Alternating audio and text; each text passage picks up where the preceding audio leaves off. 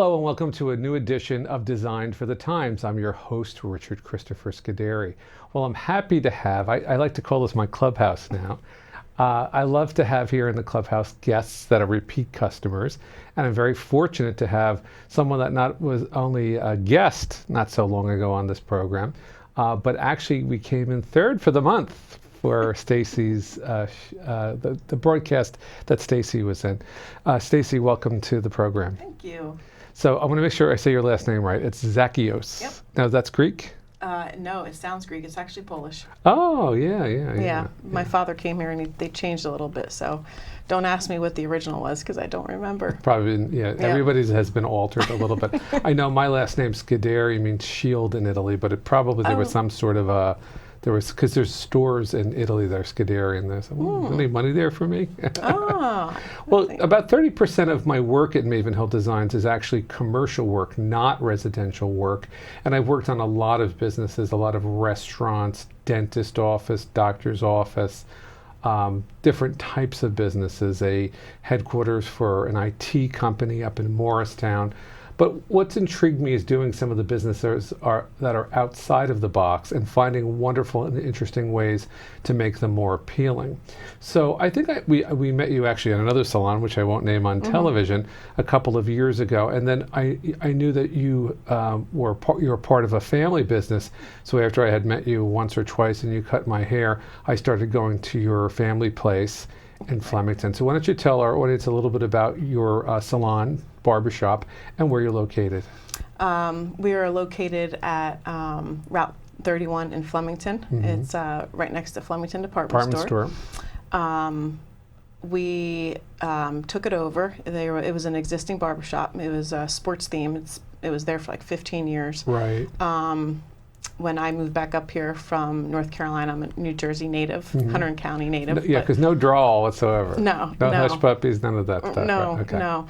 So when I moved back up here, my family just, they helped me out, kind of getting back into the industry. Right. And so we had an opportunity to kind of grab hold of this barbershop. And took it over and rebranded it and redid everything. And I would have to say that's pretty much you. It was a lot of impetus of you to rebrand the business and create a look. And that's what made me think about asking you to come back on the show to talk about decorating a business, because decorating a business is a lot different than decorating a private home.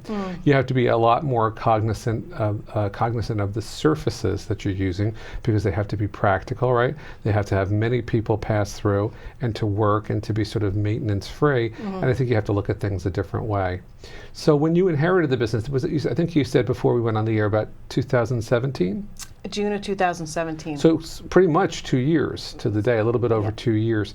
Tell our viewers what the space looked like, because it had a very different, I don't know if the target audience was a little bit different and then you sort of adapted that, or it was just a look that you changed. Because I think I remembered coming to you and you hadn't quite done all the changes yet, and I remember it having more of a kids thing. I thought it was more on the barbershop side, whereas now I think it's a little bit more on the salon side. Right. So tell our audience what you maybe inherited and started with. So when I came in there, it was a sports theme, and there were stadium seats in there. Right, which means that the seats are physically together. Right, they were actually literally stadium seats. Right. That were put in there, so they were together. Right. There was a lot of decals, a lot of sport. It was like a lot of color, right? A lot of color. Right. To me, it was too much. It was a little bit on the juvenile side, I thought. I wanted to simplify it. And right. So what we did is I told my family, I said, we just need to, thankfully they did give me kind of like the run of the way, since I've been in salons, and I've been doing hair since I was 18. So we're talking 25 years later. I'm counting. So, no, just kidding. 43. I'm okay with that. I'm okay. Okay. But I don't know if that. Now I'm thinking. Hopefully, I did my math right.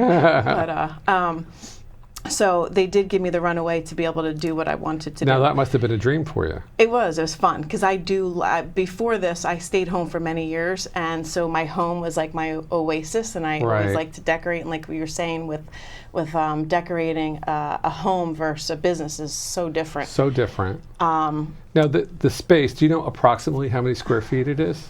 if I were to guess, it might be maybe 800. Right. So not a Probably huge better. salon, but it has high ceilings.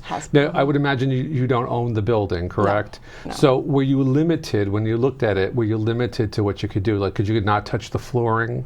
Or things because you didn't own it? I think we could have done anything to it. Oh, you could? I think we could have, but we went in there on a budget. Sure. And especially when you don't own the building, right? Right. So there was a budget there. But the core was okay, right? Like, what's on the floor there? The floor, it's I want to say it's laminate.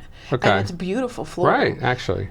Beforehand, before we took it over, I don't think a lot of people even noticed the flooring, because once we took it over and we rebranded and redid everything, people had come in and commented. They're like, "Oh my gosh, did you redo the floors?" Yeah, right. And I said, "No, we didn't touch the floors." It was the distraction, wasn't it, of Yes. everything else? Right. Yeah. So you have a laminate floor, you have paintable surfaces, right? The walls are Right. sheetrocked, Right. and you have high ceilings. Yes. So you really could go a lot of different ways with it. Right. So what are some of the things that you changed right away? Right away, we took. I said everything needs to come down. Simplify, right? And simplify. We need to get back to the basics and do the walls. So we took what we could down of the decals. Was that laborious to take decals down? It was. As a matter of fact, we got to a point where it was starting to take the sheetrock off. I was going to at least the sheetrock paper, right? Because you're talking 15 years. Yeah. These decals were up because it was an existing barbershop. Right. So what we ended up doing is paint, color and paint. Paint does wonders. I always say paint is the great amalgamator. That is that visually things could look different, but paint kind of puts a wash over it and brings it all together. Yeah, right. Yeah. So when you were thinking about a new color for the barbershop, what came to mind? Did you go through a lot of different things that you wanted to do, or were you sure what you wanted right away? I wasn't sure, but I wanted it to be masculine. Right. Because you do have salon services, but it is a barbershop, right? I mean, it's men typically come there. Sure. I mean, not that there are women that do come there. Well, I mean, you do color, as we said in the previous broadcast. You do color, you do other services, Right. But more towards the barbershop Right. side. I want to keep it, at least at this point, where men feel comfortable coming in, getting a haircut. They don't have to worry about smelling maybe the fumes of like being in a salon atmosphere with other women. Right. It's comfortable. Yeah. To be honest with you, in my previous salon, I didn't like that because I felt I was sort of in a place that was too female focused, and I'm more comfortable in Crusades. Yeah, thank you. Yeah, and that's what I wanted. I wanted people. Definitely, that was a major focus for me, and that was bringing like the home into a business. Is I wanted people to feel comfortable, just like when you invite somebody into your home, you want them to feel comfortable, invited, and you know, it's okay to come back and stay for a while. And just focus on the service. Right. So you simplified. Sheetrock paper started coming off a little bit.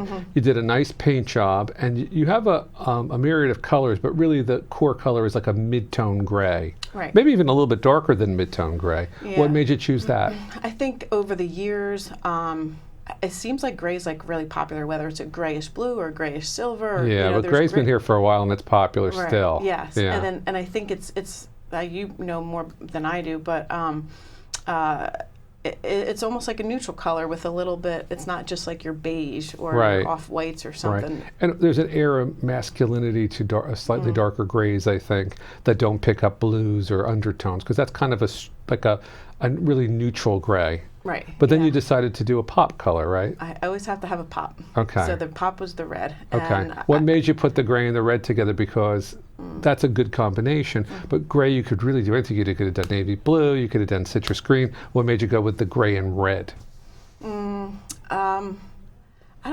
I think red is a powerful color, and I don't know. I mean, maybe because I'm back in my hometown, and I went to Hunter and Central High School, and their there you colors go. are red, white, and black. Right, I like the color red, and I just figured. And it was an energy color. Yeah. But you used it sparingly, right? You used it on accent walls. Right.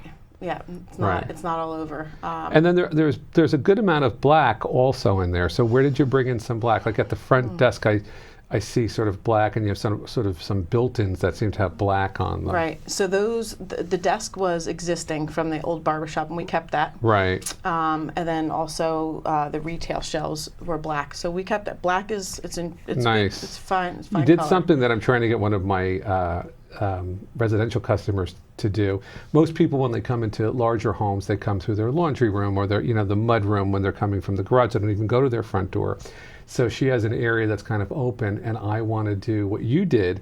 I want to get the chalkboard paint and have that, because is there a better place when you're leaving and coming to have your reminders? Right. I love that. Yes. So you actually didn't put a chalkboard up, you did chalkboard paint? Yes. Was that hard to do? I've never painted with chalkboard paint. I love it. My painters have, I haven't. It's so easy. Does it so dry easy. slowly because it's chalkboard paint?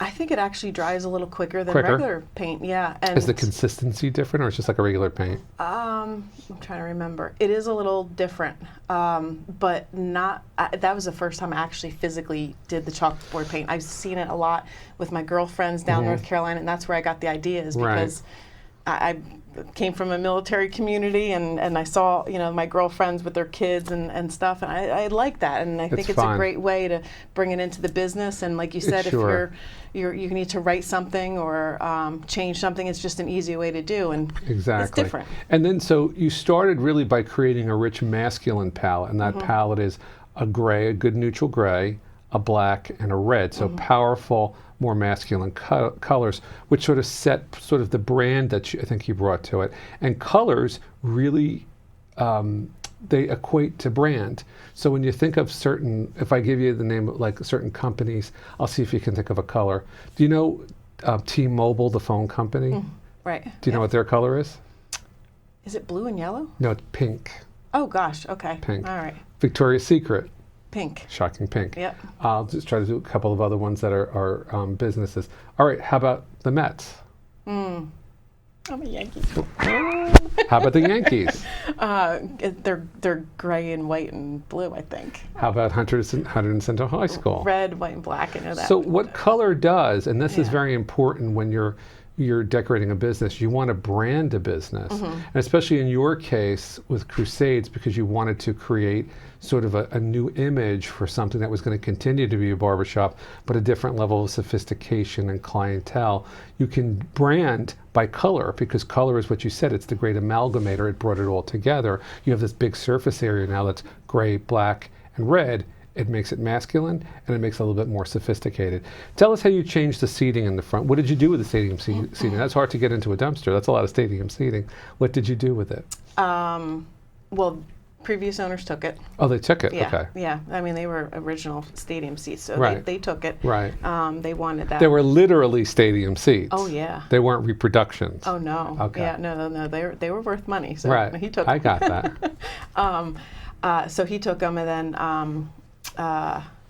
then what I brought in was 2 different tones of wood seats, and has some metal also in them. So that's when I started bringing in the more of like the outside. And also a slightly industrial look, which is very much in style. Yeah. So bringing in metal to us is a great surface to bring into that space, wood and metal. Right. What else did you change about the, I remember that it was from the 2 years that I've been going there, drastically different over time. You did a lot in that area. Right. So yeah, I had some feedback from some of my friends, because the stadium seats were obviously close. Close, right. Men don't like to sit close together. Right. So that's why I spaced it out. I spaced it out and did separate seats. And maybe that was overkill, because you're pretty good about balancing your appointments. Do you ever have that many people all at one time on a Saturday there? Not technically getting their hair cut, but on Saturdays people come in with their kids after sports. Yeah, and then there's like 3 kids, and then the father, and then and the mom's coming, everybody's coming. So then you get a lot, Right. So you can end up getting a decent amount of people. Sure. So and that's why I figured if we have 5 chairs, and 5 chairs, working chairs, to cut hair. So with that, I figured, well, if I can't recall how many chairs I have, maybe 9, but it's good for Saturday when you have the families coming in. Now, with your barbershop, is it advantageous for you, because it is a barbershop, not to take appointments? It was. The existing barbershop was a walk-in clientele. Right. So I kept it that walk-ins are welcome. Of course, walk-ins are always welcome. I think at most salons or most barbershops, walk-ins are welcome. You never Sure, want to deny anybody. It's cash flow. You have people there. You're Right. paying for everything. Right. I mean, it would be great if we get to a point where there are appointments. We do accept appointments, but it's not necessary. And I think it works out that way. Are you closed on Sundays? Sunday, Mondays, right now we are closed. Some days you might catch me there on a Sunday, Monday. Right. If I'm there, I'll open up. But at this point, where it's Sunday, Mondays, we're closed. Well, the many things that differentiate you is besides just the regular haircuts that you do a lot of other services. And actually, we went into detail last time you were in studio about some of the things you do. But for those out there that didn't see the first broadcast, maybe you could talk a little bit about other than just men's haircuts, which you're not exclusively men's haircuts, but men's haircuts. What else you do? What other services you offer at your salon, barbershop salon? We offer back waxing. We offer that. Is there an area that you do back waxing? In the back. Because we didn't restructure the barbershop. Right. So no, to answer your question, what I would do and what I do is I'm the one that does it, so I'll come in on my days off. Right. So you have the privacy. Right. So I just lock the door in the back room. I have the bed. And that's it. So exclusively, Private. That's it. So that's why you might come in on the day. What about color? Do you have any men that color their hair to get rid of the gray? We do. We have some men. Are they funny about it? No, I think initially, if they start, they might be a little funny about it, but I think because it's a men's place, they're comfortable. Right. And we make them feel comfortable. What's the biggest mistake you see that men make when they're trying to cover gray? Doing it themselves. Well, to me, the telltale sign of somebody that's coloring their hair, men in particular, is they make it too dark. Right. So if a woman colors her hair and she makes it too dark, she probably can balance it a little bit by putting makeup. But a man, it is what it is, and you have a certain skin type or color, and then you have jet black, blue-black hair, it's obvious, and this sort of makes it more obvious that it's gray, right? Right, yeah. I mean, I think any hairdresser would agree with me, or any barber. You could tell when somebody does it at home. And it's a different look, it right? It really is, and it really, really dries the hair. It almost becomes a cotton candy look. Yeah. So don't do your color at home. At home, exactly. And you do things like highlighting and stuff like that, foils? Do offer highlights. Right. Do the young guys, we sound like we're such a, do the young guys, teenagers, the younger people, to me, they're so much freer with gender roles and stuff like that. Do young guys say, I want like buzz it and I want some blonde in the front of do you get requests for that kind of stuff? I do. Actually, I just did a 15-year-old kid right. last week, came in, and he has great hair. He's got like the dirty blonde hair. Right. And he said to his mom, he's like, I want to get highlights. So right. he came in. I did a full foils on him, and his mom was teasing him, and then his brother came in, and he was teasing on him, and he looked great. Yeah, I'm sure. Great, so sandy blonde hair is the perfect color base to have some highlights, right? Yeah. Yeah. So when you have something like that and you're a male, so you have short hair for the most part, how long is the maintenance on something like that? For shorter hair? Yeah. Is it like every time you have a haircut because you're kind of cutting it out? Not really. As a matter of fact, I have a 10-year-old son, and he always wants me to highlight his hair. Right. Always. So I think he still has a little bit left, and he has short hair. I think I do almost like a zero fade, and his hair is on top. It's maybe an inch and a half thick. Long. But I think once every 2 months. I mean, I haven't done it for a while, so right. he still has some of it left. And it makes you feel good. What's I'm seeing with women of hair color that's not found in nature all the time now. So many times there's a woman in the morning when I'm leaving early that walks her dog, and a very dignified woman, and now she has lavender hair. And I'm seeing more and more people that I wouldn't think doing things like that. Doing it. One of my someone that I know's daughter got married. Beautiful girl. She had pink hair on her wedding day. So what's going on with this new trend? And I don't know if it is a trend or not, but I've just been noticing it. People coloring their hair non-traditional colors. I saw a woman too the other day, and she was definitely our senior, okay. and I was like, wow. But she had pink hair, and it was, and I don't know, something about it just made her look more youthful. Maybe, yeah. Right. I mean, opposed to, I guess, maybe all gray, but I think that people are more comfortable with whatever it is. I think society today is more accepting of different things. Of just, yes, diversity and just different things, whatever you... And people like maybe feel more of an opportunity to be creative if they wouldn't done it before, especially somebody that you wouldn't think would do something like that and try it. So when somebody colors their hair blue or pink or a color, what is that you have to do to make that happen? Do you have to bleach the hair first? Depending on what their color is. Most times, yes. I mean, if especially if you're starting from a darker, you know, if you're a brown or a light brown, you usually have to bleach the area that you're going to make that color. Right, right. And then you put color on, or is there something that's different, or is it a spray, or? I remember like Halloween's in many years past of having those sprays that you spray on. The hairdressers don't do really the sprays, at least to not my knowledge. I would just think they would be all over the pillow and a disaster and a mess. Right. I mean, you could. I mean, the kids will do like chalk and, you know, but that's coming out then, you know, the next day or next time. Hair chalk, yeah. One of my clients' daughters said it's chalk, and she showed me there was, clearly it's not just chalk, but it's something that you just put on. Right, yeah. So, and it's like, washes out. Yeah. Nowadays they have semi-permanent colors if you want to keep it in for 6 weeks. So in your inventory you could have semi-permanent green color or blue color. Right. Yeah. Right. And I don't typically do a lot of that stuff, so I will, like, if you came in and you wanted something like that, then I would have a consultation with you, and then I would make sure that I had that there for you. But exactly. I try to keep the barbershop at this point, for me personally, just very simple. Simple. What haircuts are in style for men right now? You know, I remember like being in grammar school and the big change when everybody got the sway back. Remember the part in the middle with like the layers, and in the beginning it like went over the ear, and then we look at that now and it seems so silly, but the perfect sway back, right? And then it transitioned, and then we had the ears of the mullet where it was longer in the back and shorter on the sides, and then the 90s came and there were more traditional haircuts. The wedge was in for a while in the 90s. What's in for men now? Long hair, short hair? For a long time, hair has been very short for men, right? Right. Very short. Right.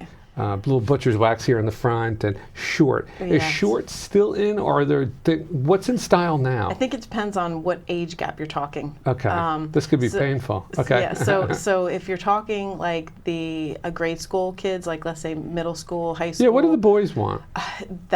They're definitely, like you had said before, they're way more experimental. They're not afraid. No, like my son is 10 and I hate giving like names. I'm sure if you talk to another hairdresser, they say that's the name for this haircut. Sure. I just say, what do you want? You know, explain it to me. What do you want? So he has a zero fade, and it's. What does that mean, zero fade? Because you heard it's a zero, like. Oh, the buzzer is on the number like zero. It goes skin. Yeah. To a little bit more. By the time you hit to the sides, you have more hair, and he likes the hard part. He has the hard part. He has some hair on top a little bit, and he swoops it off to the side.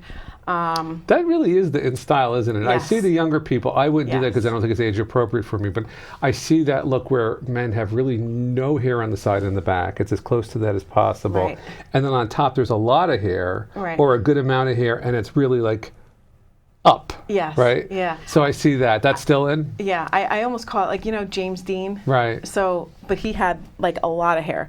There's different. You're going to laugh what I call it. I call it the Lana Turner hair. Oh, you do? Yeah, because it reminds me in a way of like a girl's hair, like that was like put up. So this is all put back, and the top part goes like this. Yes. So I said another guy with a Lana Turner hairdo. Yeah. But it seems the younger people do that. I never see anybody over 40 do it. Well, sometimes you do. I mean, there are guys that do come in. I've had men come in, you know, I mean, I'm in my 40s, and they come in, and it just depends on, you know, God willing, if you know, hopefully you have that hair. You can do it. Yeah, but for you doing this all the time, men's haircuts all day long, you probably like to be challenged with variety and things that are different, right? Definitely. Yeah. So the younger guys, high school age, they even have longer hair. I mean, I had a boy come in. I think he was 13 just the other day.